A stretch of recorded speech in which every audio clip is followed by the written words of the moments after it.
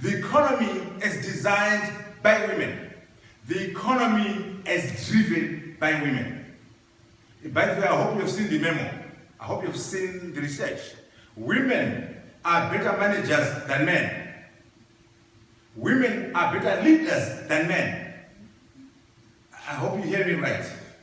So when you empower women in the company, you're not doing them a favor. You're doing yourself a favor because you're going to make more money because of the women. When you empower women in government, you're not doing them a favor. You're doing yourself a favor because the country will be run well by women. When you empower women at SMU, you're not doing them a favor. You're doing yourself a favor because the university will be run well. People will be taught better by their women. Go figure. Go and read the research. Womenomics. The economy is driven, the economy is experienced, the economy is structured for women. That's a concept we deal with in the book. Globalization, another new word. Combining globalization plus new insights, local insights. Globalization plus local wisdom. The world's local bank, HSBC. Stanbics. SAP Miller. For you to succeed under globalization, you can't just embrace globalization. Embrace globalization plus local insights, local wisdom. If you're going to go to India, yes, global operations in India, but you understand the Indian market, the Indian insights, the insights in Malawi, in Nigeria, globalization, local wisdom, local insights plus globalization. Give us globalization. Don't use your spell check. Another one, competition. Competition plus collaboration. Competing to collaborate, collaborating to compete. Very important concept. Talentism, again another one, to complain.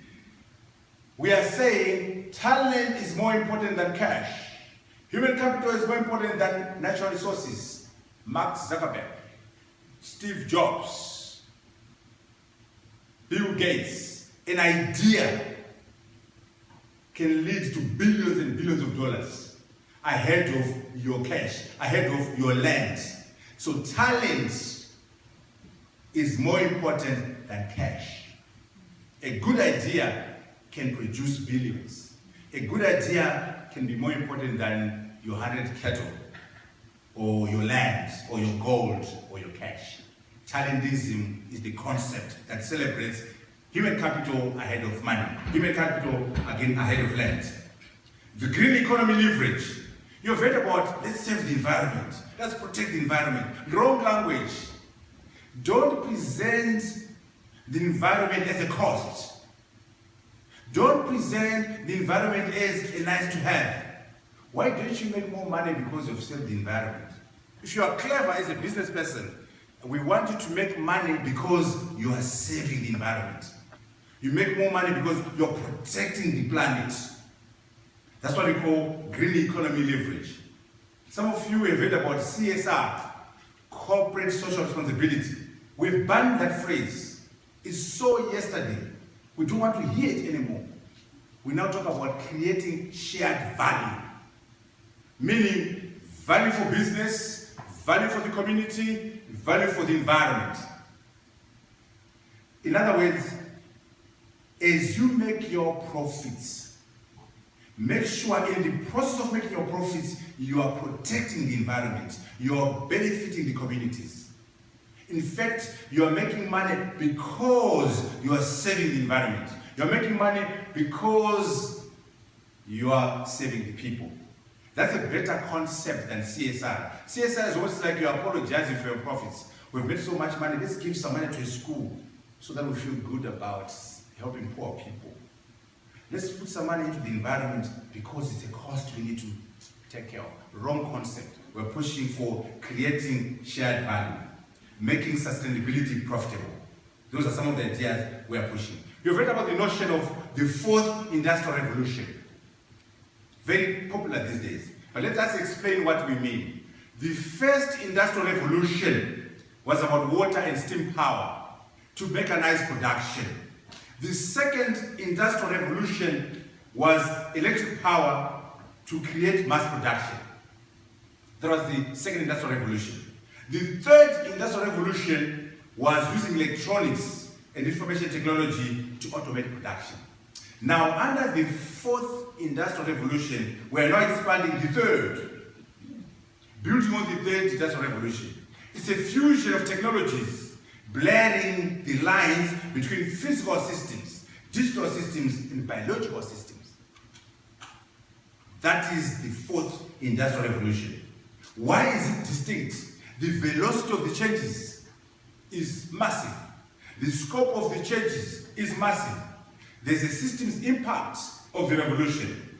And the key driver is artificial intelligence and its application and deployment to e-commerce. Some of my older books from my engineering days cover a bit of artificial intelligence and e-commerce and all that.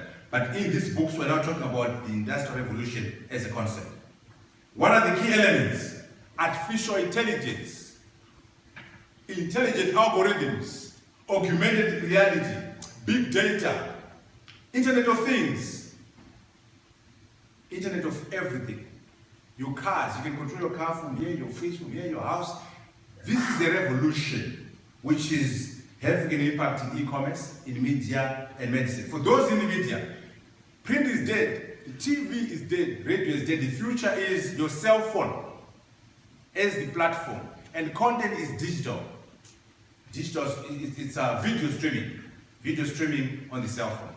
Again, there's serious disintermediation happening because of these concepts. Again, we cover them in book 3, these ideas that affect the world, and also how they affect the African continent.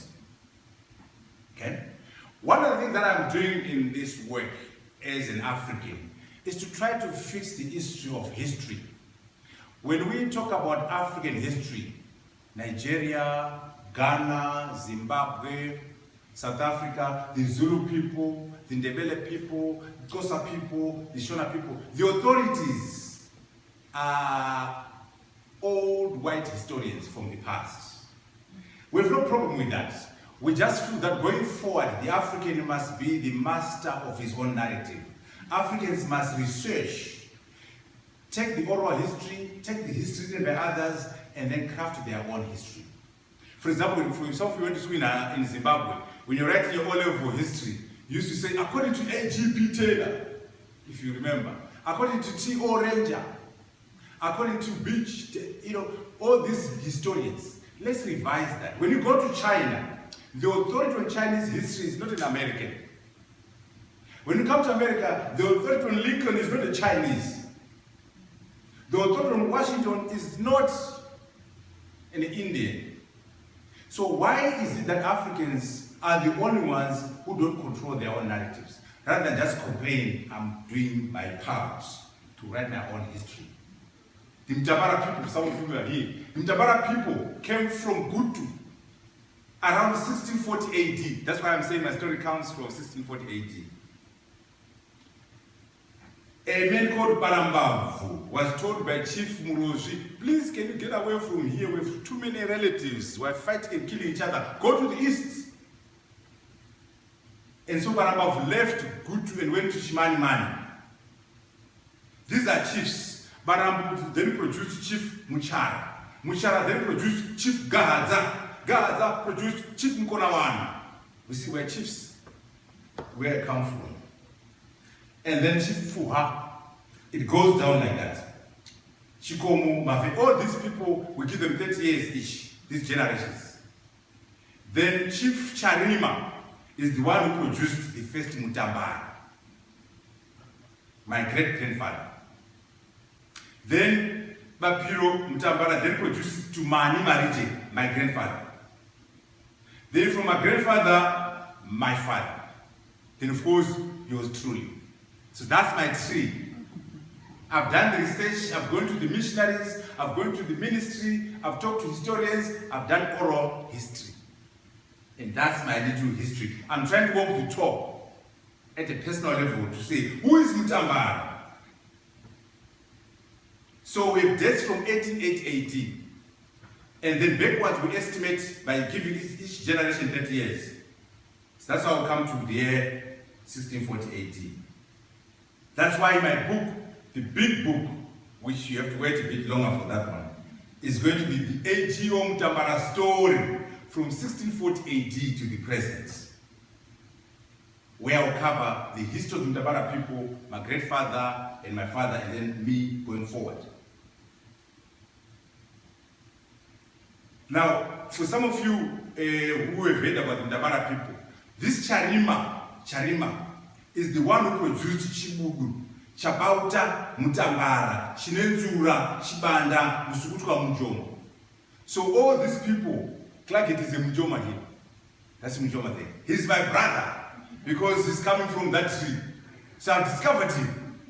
I knew about him. Anyway, so these people, if you hear anyone Anonzi, Chibudu, Chabauta, Mutambara, Chinenzura, Chibanda, Musukutwa, Mujoma, they are the same people because they're coming from the same father, Sharima. Okay? Now that's the founder of Mutambara.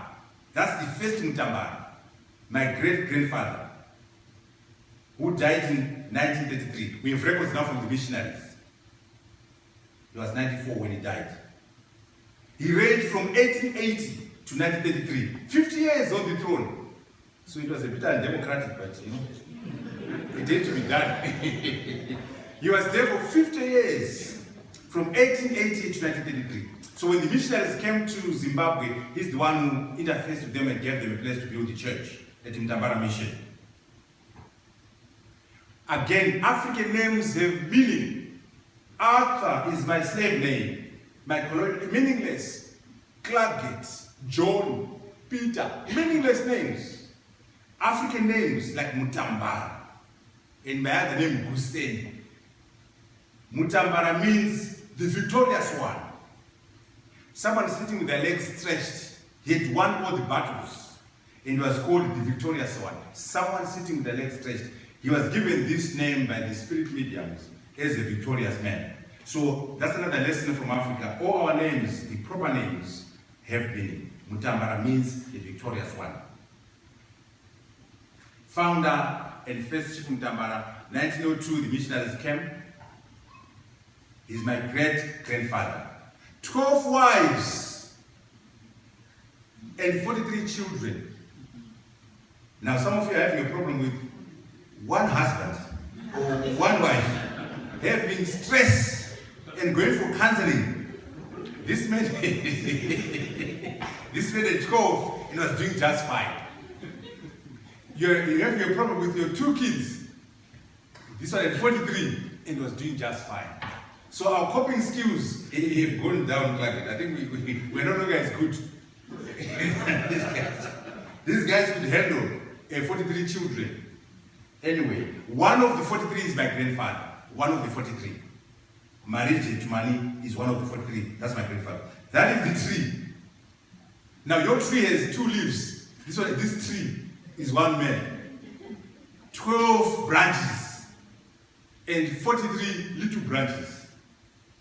Anyway, that was the time. I'm sure we can't do it now. But anyway, those are the wives, their names and families. For example, you see number 6, that's where my grandfather is born from. Number 6. Vachivungwa is the mother to my grandfather.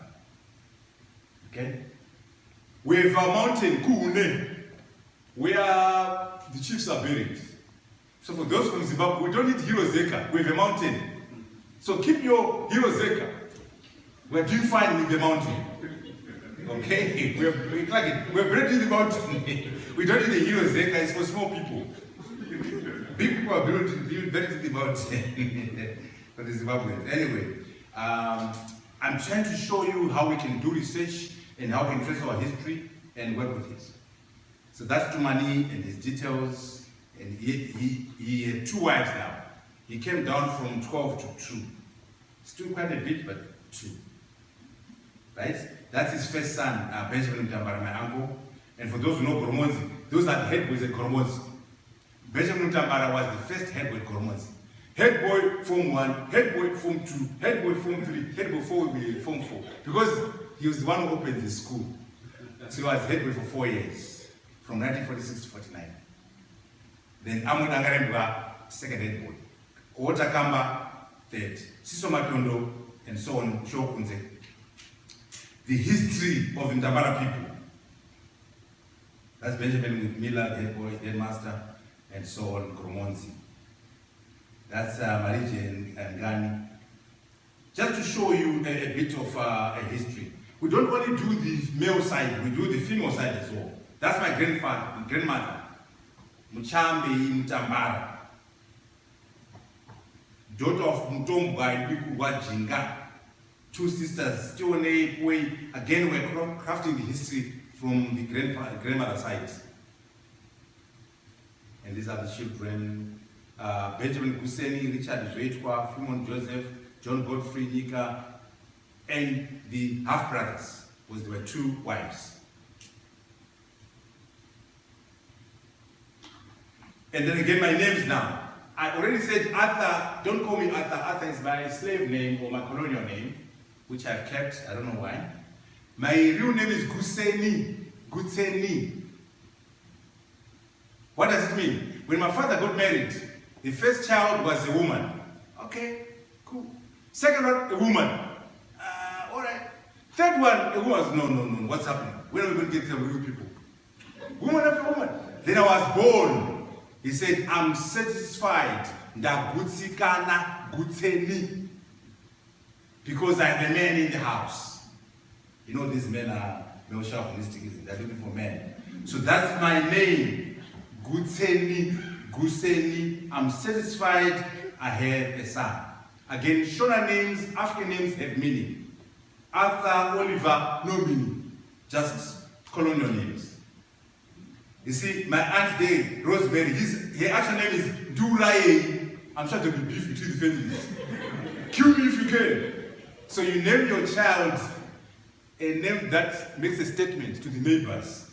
So you'll be beefing. Duraye. And so every time you call the child, you are telling them, yeah, let's do the beef. That's my auntie's name. Shona names, African names have meaning. Okay? A bit on my father, Fimon Joseph Mutambara. Again, he went to Gromonzi and then fought here. You know, in Zimbabwe there was no university. So all the Africans went to school earlier on. Mandela, Mugabe, Chitepo, they went to fought here in South Africa. So my father went there after his first class Cambridge certificate from Gromonzi. So he graduated from Fort Hare in 58 with a BA degree, honors in English and Geography, minor Latin, Economics, Mathematics, and Social Anthropology. Okay? And UED, what is called Grad CE now. Okay, that's graduation in 58. Again, we had to go to Fort Hare to get all the records. That's him, the tall one. Again, documentation. That certificate now is preserved for life. That's his BA degree from Fort Hare. That's his UED degree, which is now called Grad CE, University Education Diploma. Now, when you went to Fort Hare, your degree was from Rhodes. So when you look at Mandela's certificate, it says Rhodes University. Was college, Fort Hare was just a college. The degree granting institution was Rhodes University. So all those old timers, Chitepo, Mugabe, the certificates say Rhodes University. And then he did a novel there, Shona. And then again, we do the women's side, my mother.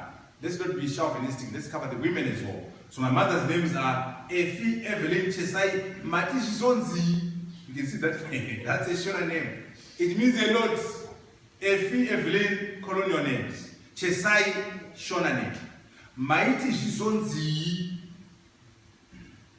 maiden name Dora. That's her as a young girl. Right? That's my mother there. And her details went to St. Faith, St. Augustine's, trained as a teacher, and all that. Let's go to the chapel and get married, 62, right? And then 4 children. 62, 63, and so on. Okay? Some pictures of those kids. Now, disaster. You know, the devil intervenes sometimes, right? My father died in 68 when I was 2 years. Gone. All those degrees gone. And I was sent to the village now to stay with the grandmother. Anyway, when he died, he left 4 children. 6 years, 5 years, 3 years, 2 years. None of them were in school. And the man is gone. What happens? In some cultures, in most cultures, you go to the orphanage. In Africa, no. The extended family, Ubuntu, the uncles and aunts, they step in and make a difference.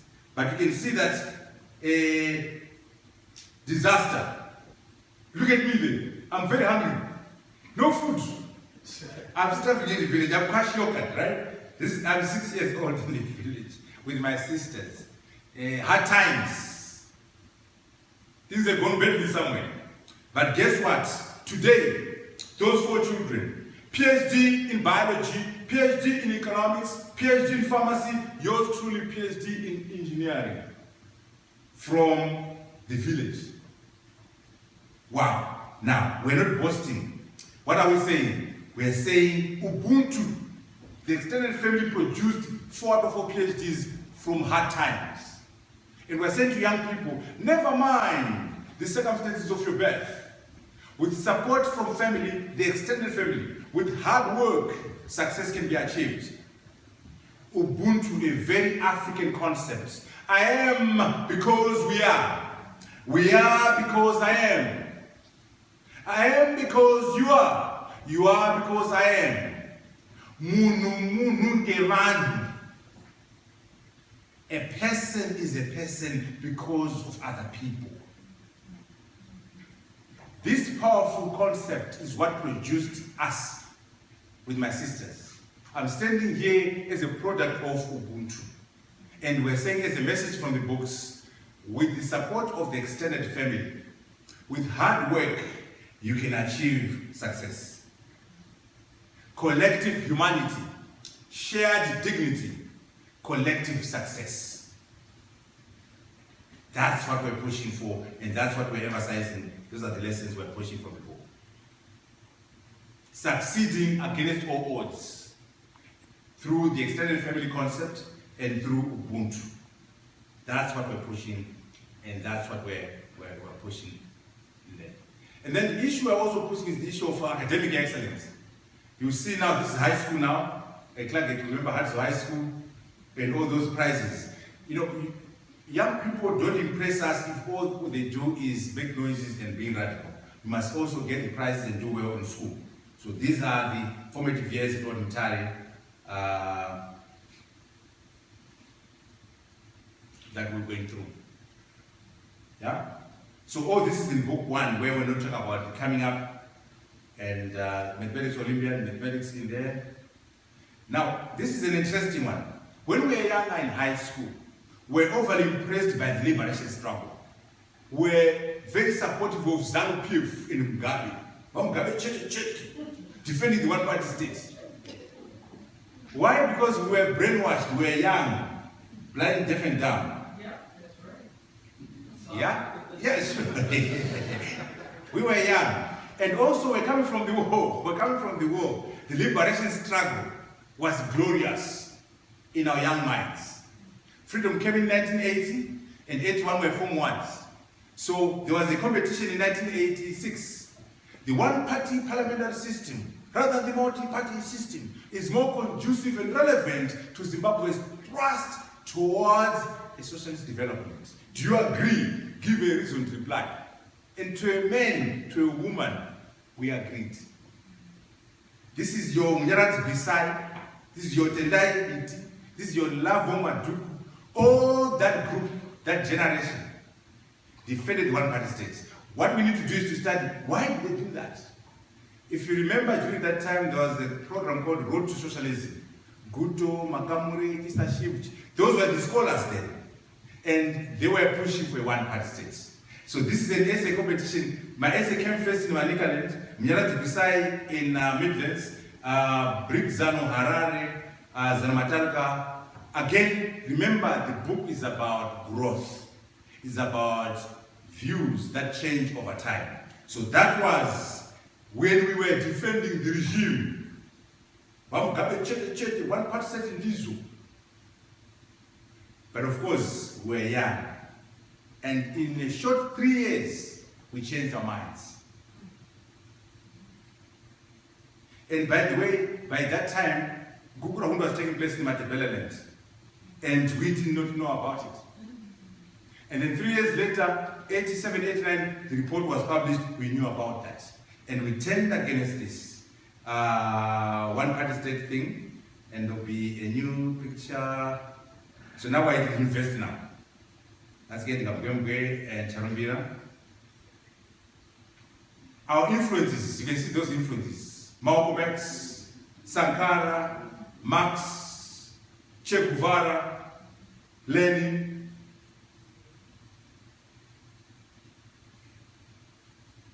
Now, times are changing. Here we go.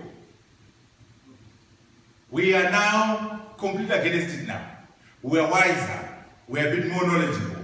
And so, at the investors bubble, we decided to go against one person completely. And those who know the history, the investors shut down, were locked up, and so on. We were now completely against the one-party state, completely against corruption, and fighting for a new dispensation. That picture there is a confrontation with President Mugabe. We were meeting during the graduation of the team from the year before, and he was trying to do small talk. And we said, no, we don't want to talk about 40 years. He was trying to talk about 40 years, however. We are completely against one-party state by any means necessary. But of course, that was confrontation now after we had gone.